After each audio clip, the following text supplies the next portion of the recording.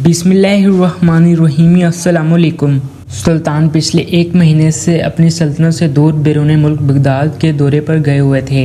वहाँ से सुल्तान मोहतरम को 2 ऊँट तोहफे में मिले थे जो कि बगदाद के सुल्तान ने इन्हें दिए थे, जो कि सुल्तान अपने साथ मिस्र में ले आए थे।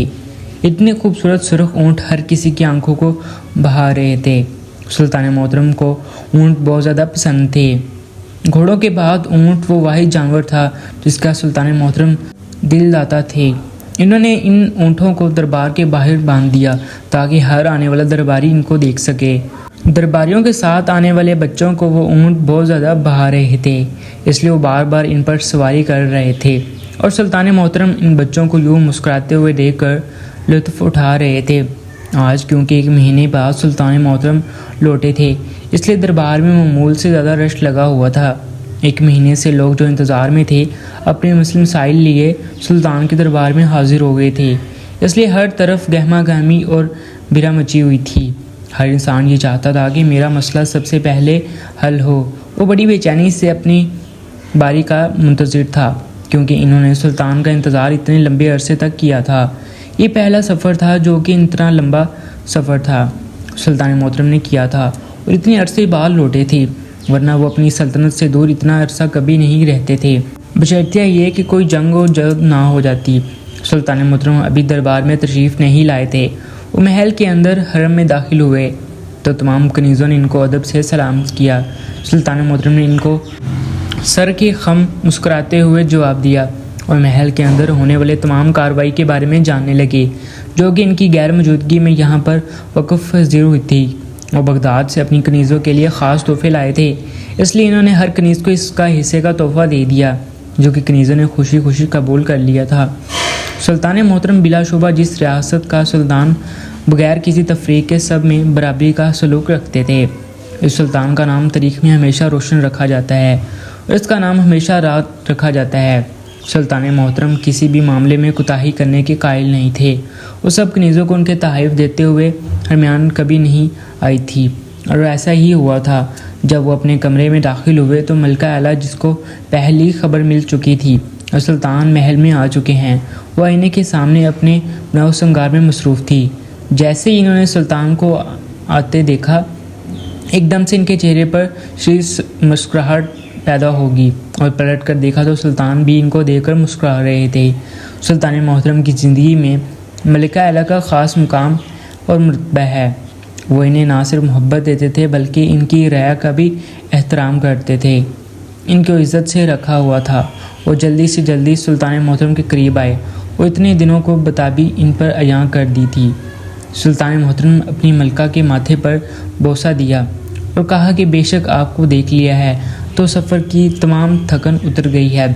मलका ने मुस्कुराकर सुल्तान का वो लिबास उतारा जो कि वो सफ़र के दौरान ज़ेबतन करते थे। उन्हें इनका मखसूस शाही लिबास पहनाया क्योंकि सुल्तान मोहतरम बगैर किसी वक़्फ़ के दरबार की तरफ रवाना होने वाले थे। वो मलका इस महीने में होने वाले तमाम ज़रूरी अमूर की खबर ले रहे थे और मलिका इनको हर चीज़ के बारे में बाखबर कर रही थी क्योंकि सुल्तान के जाने के बाद मलका आला हर अमवार की देखती रहती थी। उन्हें औरतों में से नहीं थी जो बस घर के अंदर ही रहकर अपने शोहर का इंतज़ार करती थी, बल्कि अपने शोहर के जाने के बाद वो अपने शोहर की ज़िम्मेदारी उनके कामों को अच्छी तरह से देखती थी। सुल्तान मोहतरम बगदाद के सफ़र पर अपने ख़ास वज़ीर के हमरा नहीं गए थे बल्कि अकेले ही गए थे क्योंकि वज़ीर ख़ास को कुछ अलालत थी। सुल्तान मोहतरम अभी इनकी अलामत के बारे में पूछा तो वज़ीर ख़ास ने मुस्कुराते हुए कहा कि वो बिल्कुल ठीक हैं, जिस पर सुल्तान मोहतरम मुस्कुराए थे और वज़ीर ख़ास को सबूत किया था और इंतहाई काबिल भरोसा आदमी था। सुल्तान मोहतरम इन पर आंखें बंद करके भरोसा करते थे। वज़ीर ने सुल्तान मोहतरम से इन ऊँटों के बारे में पूछा जो कि वो अपने साथ लाए थे तो सुल्तान मोहतरम मुस्कुराने लगे और कहा कि बगदाद का सुल्तान नहीं चाहता था कि मिस्र का सुल्तान इनके मुल्क से खाली हाथ जाए। एक दफ़ा तो मुझे अपने सबसे आली नस्ल के ऊँट दिखाने के लिए गया तो मुझे ये ऊँट बहुत ही ज़्यादा ख़ास लगे क्योंकि ये ऊँट इंसानों की खसलतों के बारे में इंतहाई अच्छे से जानते हैं और किसी इंसान में ये बुरी खसलत देख लें तो एक ख़ास तरीके से इसका इज़हार करते हैं। उनके ख़ास इशारे सिर्फ वही समझ सकता है जो कि ऊँटों के बारे में अच्छी तरह जानता हो। और तुम तो जानते ही हो कि मैं शुरू से ही ऊँटों और घोड़ों का दिलदार रहा हूँ। اس لیے مجھے فوراً پتہ چل جاتا ہے کہ یہ اونٹ مجھ سے کیا کہنا چاہتا ہے۔ میں یہ اونٹ میرے لیے انتہائی خاص مقام رکھتے ہیں، اس لیے میں تمہیں نصیحت کرتا ہوں کہ ان کا بھرپور خیال رکھنا۔ وزیر خاص نے سلطان محترم کی بات کو سر تسلیم کیا اور کہا کہ آپ بے فکر رہیں، آپ کے ہر معاملے کو میں اچھی طرح سے دیکھتا رہوں گا اور انشاءاللہ آپ کو ان اونٹوں کے معاملے میں بھی کوئی کوتاہی سننے کو نہیں ملے گی۔ وزیر خاص کی بات پر سلطان محترم کے چہرے پر مسکراہٹ آ گئی اور وہ جیسے دربار کے سامنے گئی تو وہاں پر 2 اونٹوں کے بجائے ایک تیسرا اونٹ بھی کھڑا ہوا تھا۔ وزیر خاص نے سلطان محترم کو سوالیہ نظر سے دیکھا، جیسے پوچھ رہے ہوں کہ آپ کے 2 اونٹوں کا ذکر کر رہے تھے مگر یہ تیسرا اونٹ یہاں پر کیا کر رہا ہے؟ اور سلطان محترم نے جیسے ناسمجھی سے اپنے سر کو دائیں بائیں ہلایا کہ مجھے اس کے بارے میں کچھ علم نہیں۔ اس سے پہلے کہ وہ اونٹ کی بابت کسی سے سوال کرتے کہ تیسرا اونٹ یہاں پر کیا کر رہا ہے، کیونکہ وہ اونٹ بھی ایک خاص نسل کا اونٹ تھا۔ سلطان محترم نے دور سے ہی اس اونٹ کا جائزہ لے لیا تھا اور انہیں وہ اونٹ کافی زیادہ مختلف لگا تھا۔ اتنے میں ایک سپاہی بھاگتا ہوا سلطان محترم کے قریب آیا اور اس سے سلام پیش کیا۔ سلطان محترم نے کہا، تم اس قدر ہانپ کیوں رہے ہو؟ شیر خان، تمہارے چہرے پر اس قدر ہوائیاں کیوں اڑی ہوئی ہیں؟ لگتا ہے کہ آج بھی دربار میں کوئی مسئلہ زیر بحث ہے جس کا حل کیا جانا ضروری ہے۔ سپاہی نے فوراً اس بات میں سر ہلایا اور کہا کہ بالکل صحیح سمجھے سلطان محترم، آج ایک ایسا شخص دربار میں آیا ہے جو کہ کافی زیادہ لمچ مچا رہا ہے اور کہہ رہا ہے کہ مجھے ابھی اسی وقت سلطان سے ملنا ہے اور اپنے ساتھ ایک اونٹ بھی لایا ہے۔ سلطان محترم نے اس اونٹ کی طرف اشارہ کیا، کیا وہ یہی اونٹ ہے جو آدمی کا ہے؟ تو سپاہی نے اس بات میں سر ہلا دیا، کہنے لگا، جی سلطان محترم، آپ صحیح سمجھے، یہ وہ اونٹ دربار کے اندر لے کر گھسنے والا تھا مگر ہم نے اسے سمیت اندر جانے نہیں دیا اور اونٹ کو آپ کے ان خاص اونٹوں کے ساتھ ہی باندھ دیا۔ سلطان محترم نے کہا، ٹھیک ہے، میں دربار کے اندر جاتا ہوں اور اس شخص سے پوچھتا ہوں پھر تمہیں کون سا مسئلہ درپیش ہے اور یہ اونٹ تمہیں کس لیے لائے ہو؟ کہتے ہی سلطان محترم وزیر خاص کے ہمراہ ہی دربار میں داخل ہو گئے۔ جو تمام سپاہیوں نے خیر مقدم سلطان کا استقبال کیا، کیونکہ سلطان محترم ایک لمبے سفر سے واپس لوٹے تھے، اس لیے ان کے چہرے پر اطمینان مسرت تھی اور درباریوں کے چہرے پر بھی خوشی سے معطر تھے، جو بھی اتنے عرصے سے یہاں پر سوار تھے اور وہ اپنا مسئلہ کسی کو بیان نہیں کر پا رہے تھے۔ ان کو جیسے اطمینان ہوا ہو کہ اب سلطان آ گئے ہیں تو ان کا مسئلہ بھی چٹکیوں میں حل ہو جائے گا۔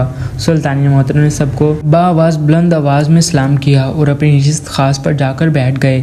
سب سے پہلے انہوں نے اللہ تعالیٰ کی حاکمیت کے بارے میں کہا کہ تمام تعریفیں اللہ کے لیے ہیں اور میں بس ایک عام سا بندہ ہوں جس کے ذمہ بہت ساری ذمہ داریاں ہیں اور بہت سارے مسئلے مسائل کا بوجھ میرے کندھوں پر لدا ہوا ہے، کیونکہ جب تک میں آپ سب لوگوں کے مسئلے مسائل حل کر کے نہیں سوتا مجھے رات کو نیند نہیں آتی اور میں صبح اٹھ کر یہی دعا اللہ تعالیٰ کے ہاتھ میں کرتا ہوں، کیونکہ اللہ تعالیٰ نے مجھے شاید اس لیے اتنا مقام عطا فرمایا ہے کہ میں لوگوں کے کام آ سکوں اور عام لوگوں کو بھی خاص مرتبہ دے سکوں۔